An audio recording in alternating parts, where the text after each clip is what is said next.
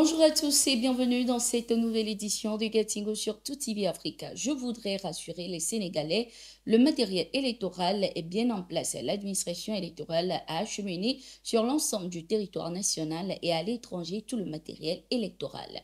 C'est la déclaration de l'actuel Premier ministre du Sénégal, Sidiki Kaba, lors de la passation de pouvoir à son successeur à la tête du ministère de l'Intérieur ce 11 mars 2024. Par cette déclaration, le gouvernement sénégalais se veut rassurant de la tenue de l'élection présidentielle dans de bonnes conditions. Le Premier ministre a laissé entendre par la même occasion que chacun des 19 candidats avait droit à la protection rapprochée d'au moins 2 policiers. Cette mesure vise à garantir, selon le ministre, la sécurité des candidats et à prévenir tout incident. Le Sénégal a traversé plus d'un mois de crise après l'annonce le 3 février par le chef de l'État, Macky Sall, du report sine-die de la présidentielle initialement prévu le 25 février. Après un flottement qui a alarmé l'opinion nationale et une partie de la communauté internationale, la date de l'élection a été fixée la semaine dernière au 24 mars, avant l'expiration du mandat de Macky Sall le 2 avril. Selon les analystes, cette présidentielle sera l'occasion de réaffirmer la maturité démocratique du Sénégal et de consolider ses acquis. Ce 11 mars, en pleine campagne électorale, une bagarre a éclaté entre les militants de la coalition Diomaye et ceux d'Amadouba. Chaque camp rejette la faute de cette bagarre sur l'autre. Mohamedou Makhtar Cissé, le nouveau ministre de l'Intérieur, avait appelé pour sa part à un climat apaisé durant la campagne électorale. Le Sénégal est un pays de démocratie et de paix, a-t-il rappelé, soulignant que les autorités ne toléreraient aucun acte aux propos violents. Au Mali, l'activiste Rasbat vient d'être condamné à 18 mois de prison, dont 9 mois fermes.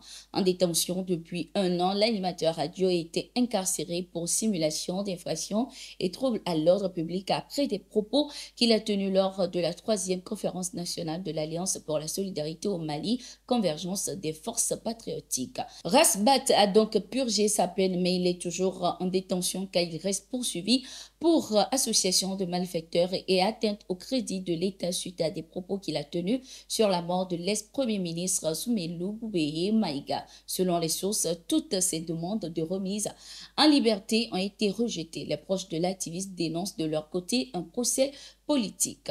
Le mouvement Faso Sira, qui veut dire le chemin de la patrie en langue nationale diola, a apporté son soutien aux actions patriotiques de reconquête du territoire burkinabé mises en place par la transition.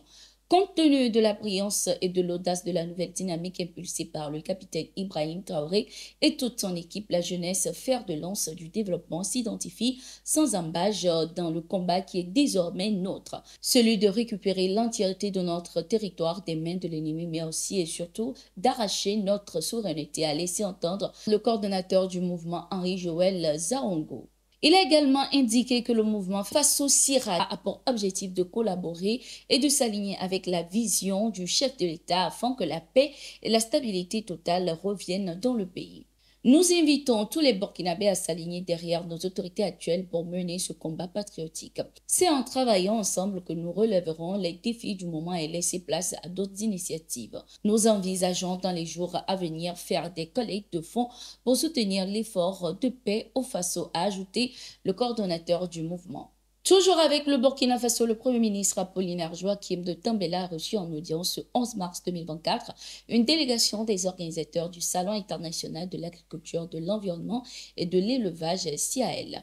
L'objectif est de faire le bilan de la 7e édition du CIAL au Premier ministre Joachim Apollinaire de Tambela et de le remercier pour son accompagnement. Cette délégation a à sa tête le commissaire général Jean-Victor Ouedraogo, accompagné des lauréats de la 7e édition.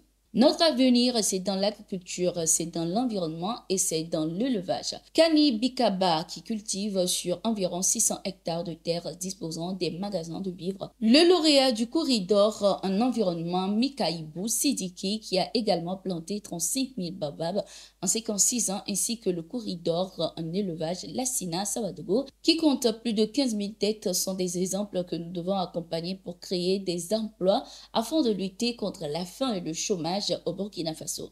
Nous devons consommer ce que nous produisons et produire ce que nous consommons, a laissé entendre le commissaire général Jean-Victor Ouedraogo au cours de l'entretien. C'était tout pour cette édition. Merci d'être resté avec nous. Nous sommes en continu sur nos différentes plateformes. À tout de suite.